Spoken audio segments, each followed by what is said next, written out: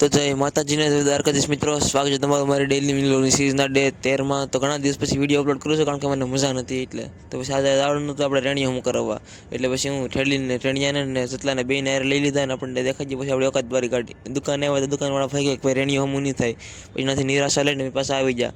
તમને બીજી વખત દેખાઈ જાય આપણી વખત બારી કાઢી પછી હું એ ગાડી સાઈડમાં મૂકીને જેટલો બધી આવી જાય બીજી રેણીયાની દુકાને, કારણ કે આ ઠેલીને હવાર દઈને લુબડાવે છે એનું કંઈક કરવું પડશે। તો જતીનભાઈને લાગી ગયું ત્યારે એટલે એ પીવા મીડા પાણી, પછી પાણી પીને ઘેર જતા હતા મળી ગયું ધરું